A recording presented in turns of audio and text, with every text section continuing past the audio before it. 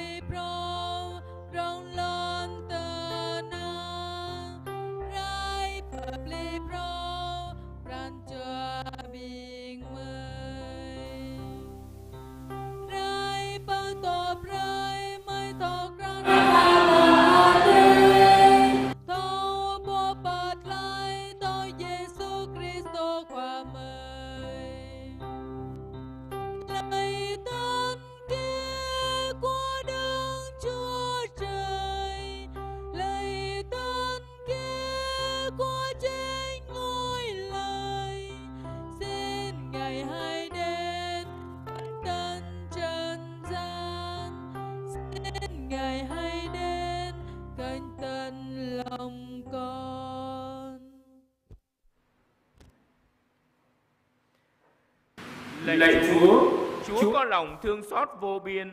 Chúng con nài xin Chúa cho chúng con luôn biết cùng với Đức Trinh Nữ ca tụng lòng thương xót Chúa và vui hưởng sự che chở của mẹ. Đấng chúng con tuyên xưng là nữ vương khoan dung với kẻ có tội và thương xót những người nghèo khổ.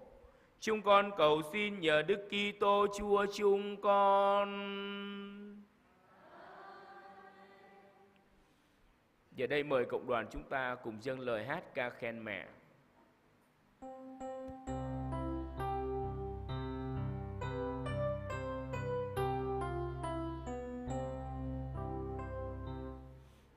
Này ở Mỹ giờ y lo gu bên nào này ở Mỹ giờ y cấp bé bị ràn choang nè mi con chính Mỹ giờ bố ba bèm bố chém rong con chính Mỹ giờ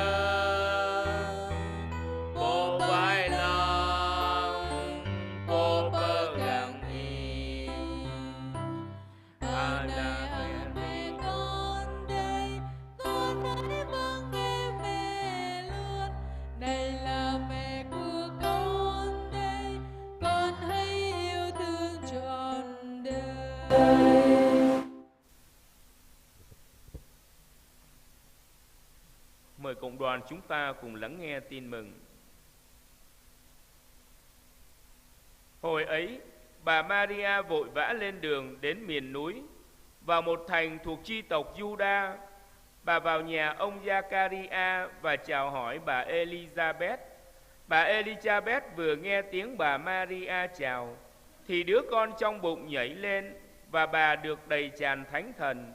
Liền kêu lớn tiếng và nói rằng: em được chúc phúc hơn mọi người phụ nữ, và người con em đang cưu mang cũng được chúc phúc. Bởi đâu tôi được thân mẫu Chúa tôi đến với tôi thế này? Vì này đây, tai tôi vừa nghe tiếng em chào, thì đứa con trong bụng đã nhảy lên vui sướng. Em thật có phúc, vì đã tin rằng Chúa sẽ thực hiện những gì người đã nói với em. Con mời cộng đoàn ngồi.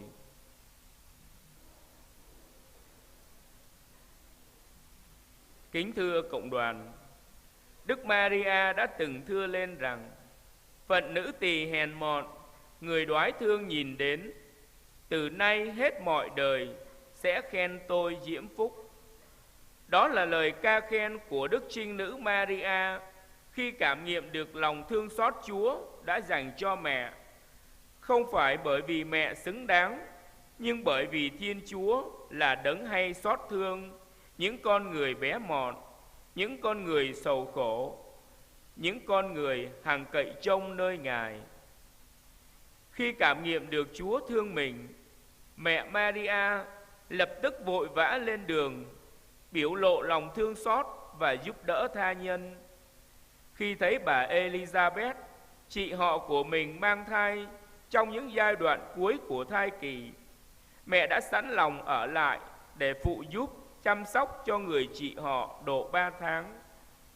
Trong sứ vụ loan báo tin mừng, khi thấy gia chủ của đôi tân hôn tại Cana sắp phải đối diện với tình cảnh hết rượu, sắp phải đối diện với những nỗi buồn phiền và những lời gièm pha, lập tức mẹ đã chạy đến với Đức Giêsu, đấng là hiện thân của lòng thương xót Chúa nơi trần gian, ngỏ lời để Ngài biểu lộ lòng thương xót ấy cho gia chủ. Khi đứng dưới chân thập giá, mẹ Maria kinh nghiệm rõ về lòng thương xót trước những khổ hình mà con mẹ phải chịu lấy. Mẹ đã kinh nghiệm được nỗi đau xót về thể xác lẫn tinh thần, ngay cả những thử thách về đức tin trong lòng. Mẹ xót thương con mình trong cảnh đau khổ, vẫn biểu lộ lòng thương xót dành cho mẹ, cho các môn đệ và cho nhân loại tội lỗi. Vì thế, mẹ Maria đã tiếp nối lòng thương xót Chúa Giêsu trao phó cho mẹ.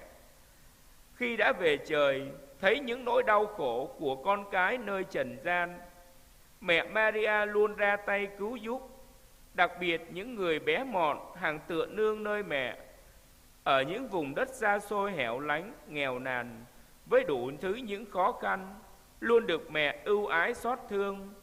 Một làng Fatima xa xôi nơi đất nước Bồ Đào Nha, một hang đá Lộ Đức thuộc miền núi dân nghèo của nước Pháp, một đoàn con đang trong tình cảnh trốn chạy khỏi bom đạn tại La Vang, Việt Nam, đều biểu lộ lòng xót thương của mẹ dành cho con cái. Ở khuôn trên đông kèn khắp, Bran Mị Maria khắp Pháp, bờ bú doa mương tung roa nhu ngạ lấy, amang tờ lời tiếp tôi Giêsu qua, bơi cơ dâu bờ can, nhu mút rom hàng Giêsu qua khắp Pháp cơ biên choát tôi, khắp Pháp cơ lon tần ná, khắp Pháp cơ Ami Maria tuần. Bẹ mẹ Giêsu qua bơ trao cơ Mị Maria vai lăng cơ biên choát tôi bơi lon tần ná, vai lăng binh Christo mơn plung, vai lăng à bí băng mà núi mở nam. Hanun nhớ Ami Maria tọ tôi bơ la pran Giêsu qua khắp Pháp bơi lon tần ná. Lưu vót lấy Ami Maria bờ bút rơi cơ binh rin binh po bụp lời tần áp táp bố nhu đã mơ rơi cơ binh gơ nhu mươn lấy qua ate ắt tộ kẹ rai vai lăng khắp Pháp cơ binh gơ nhu. Hanun nhớ Amang Branchua khắp cơ mị Maria Bình ta rồi câu mị Maria Prơi cơ bình ta màu bưng thâu khắp thâu báp Ca hằng amị Maria Kiang cơ dốc tờ lơ hơi tiếp bình ta Bình po tui Giêsu qua Tụ amị Maria chinh amị Thâu bờ bút ran khắp cơ tươi mai tươi giòn Bẹ mẹ nhu bình bô bụp tờ lời tờ nắp táp hàng lông lăng hơi tiếp trệ chèm ta Kiang cơ tờ lơ hơi tiếp bình ta Ư an pran khắp qua a tê Doa mừng Chinh amị Anna amị Maria Sipia Lạy mẹ Maria, lòng thương xót của mẹ đã khiến mẹ không e ngại xin con của mình một phép lạ. Chắc hẳn mẹ đã có một lòng tin mạnh mẽ vào Đức Giêsu con mẹ, sẽ biểu lộ lòng thương xót tha nhân như mẹ đã thương xót họ. Mặc dù Đức Giêsu chưa nhận lời của mẹ cách cụ thể, nhưng trong lòng tưởng như mẹ cũng có lòng chạnh thương gia chủ, đã khiến mẹ đến gặp gia nhân và căn dặn họ, người bảo gì các anh cứ làm theo. Xin mẹ giúp chúng con biết nhận ra lòng thương xót Chúa nơi cuộc đời mình, để nâng lời ca tụng Chúa như mẹ, để học theo mẹ, biết xót thương những người xung quanh, biết nhạy bén trước những khó khăn của tha nhân, ngõ hầu, tìm cách giúp đỡ họ, cầu thay nguyện giúp cho họ. Để những tâm tình tạ ơn, những lời nguyện xin của chúng ta đẹp lòng mẹ. Giờ đây cộng đoàn chúng ta cùng đứng dâng lên mẹ lời ca tiếng hát bằng những lời kinh Charai.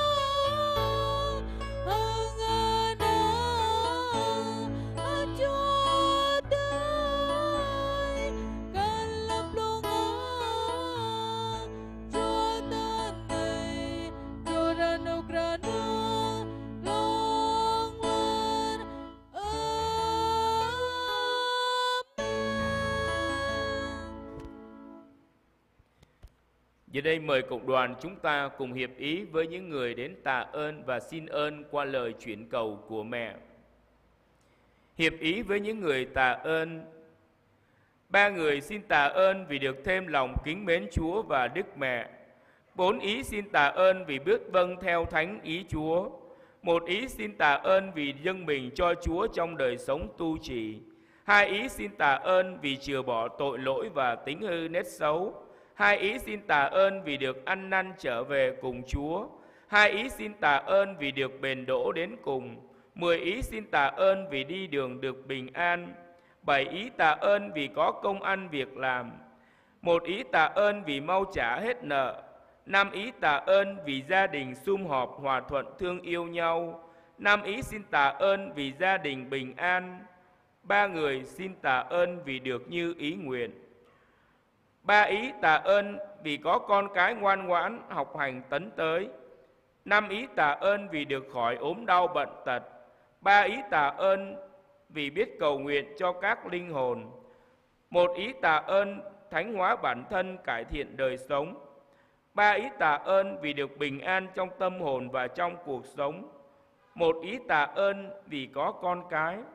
Và những lời tạ ơn mà mỗi người trong cộng đoàn chúng ta muốn dâng lên mẹ. Hiệp cùng mẹ Thiên Chúa, chúng con xin tạ ơn Cha. Chúng con xin tạ ơn Cha. Hai này bình ta mút rom hang binh bô bần ni bưng.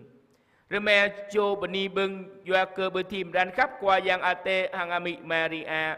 Toa cho bần ni bưng doa cơ thao mự hép qua ate. Năm cho bần ni bưng doa cơ neo amang chelan rờ núc rờ noa.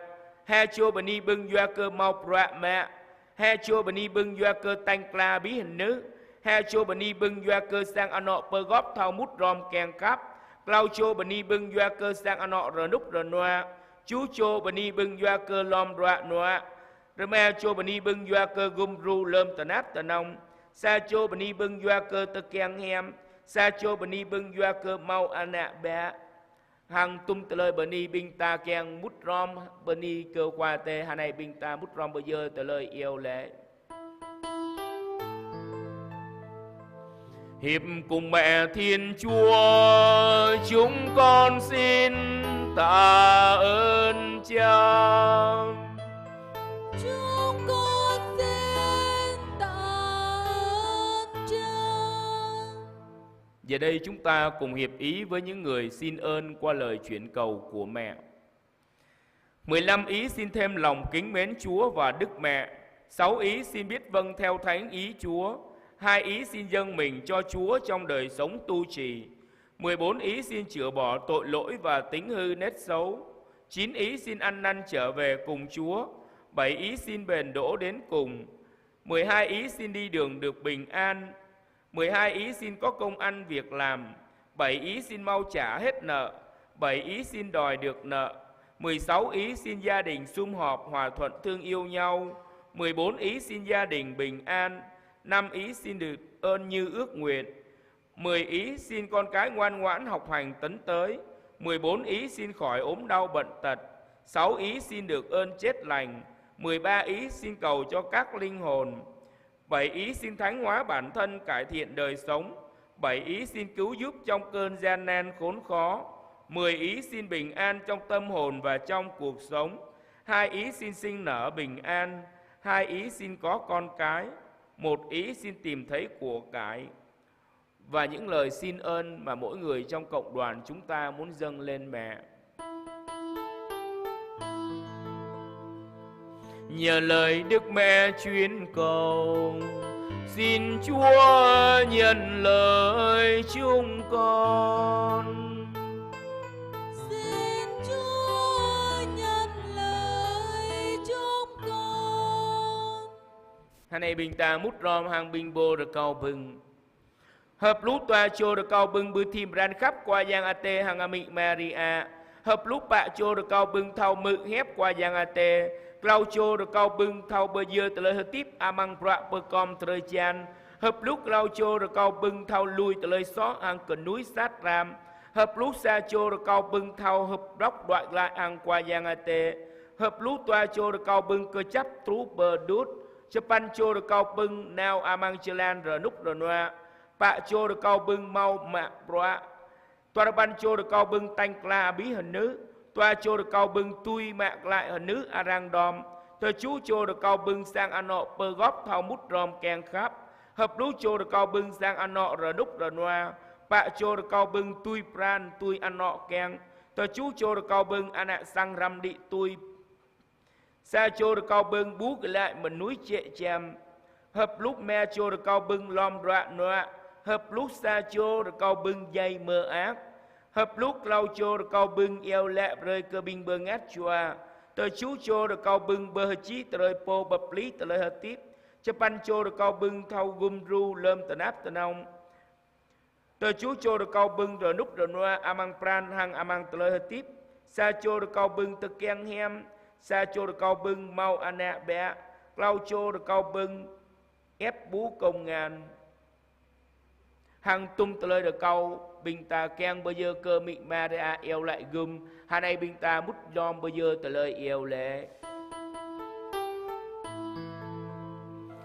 nhờ lời Đức Mẹ chuyến cầu xin Chúa nhận lời chúng con. Xin Chúa nhận lời chúng con. Để những tâm tình tạ ơn và xin ơn của chúng ta được đẹp lòng Chúa và hài lòng mẹ, giờ đây chúng ta cùng dâng lên mẹ những lời ca, những đóa hoa tươi thắm cũng như những đóa hoa mân côi mà chúng ta đã dâng cho mẹ.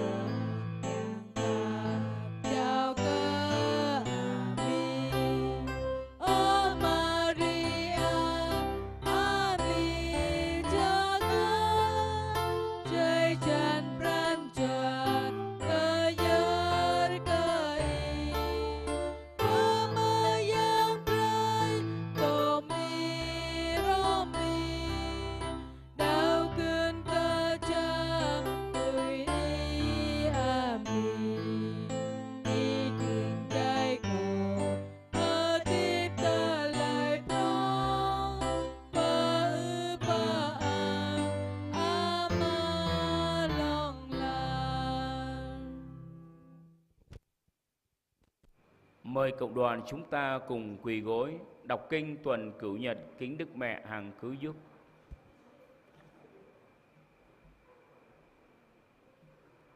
Ami hanong kum juru rupa mata yam klai nga preka pranchua bin kamay klakhaning bangot ching hok maak hang renuk renoa ikar hang pun mengyap pluh va ble penga yam kla bao yop pương yam anon ye Yesu khoa anai tangan i po chao nyu preka bin kamay Hanun pran chua bin kamay pa play pran kap nyu ke i lo từng papu pada bay thai i pabu i yơ chiên patu si mừng qua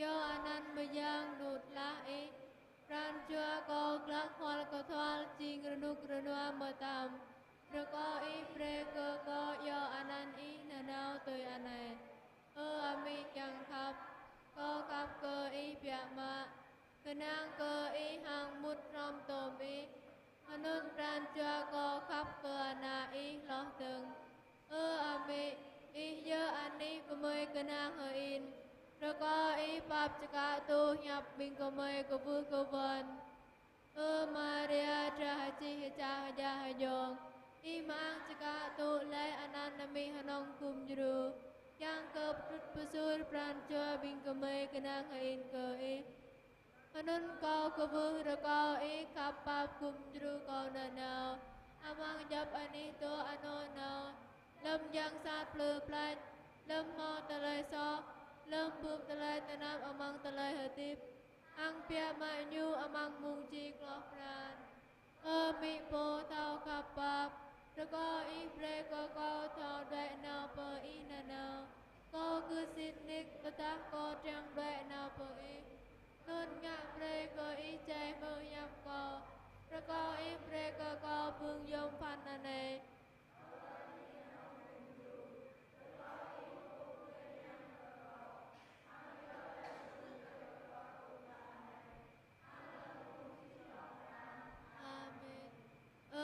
hanong kum juru rồi có ý về lăng pegang bing po to ram ko pegang ke ko ting pun ke kul chinum bayang ke te char ko ke sang ano ko ke te amaya te yong ko ke bing ayat hang api bang bing po tanap kutranut ke bing pengat chua to amang ani po akai ami Maria hanong kum juru rồi có ý do lê cung pre cơ co đa an phong số po vai lang pegang ko rồi có ý cung như co lâm có bám lưu thọ đoại nào trung po mỹ Maria. Giờ hành hương đến đây kết thúc, mời cộng đoàn chúng ta cùng ngồi chuẩn bị tâm hồn bước vào thánh lễ.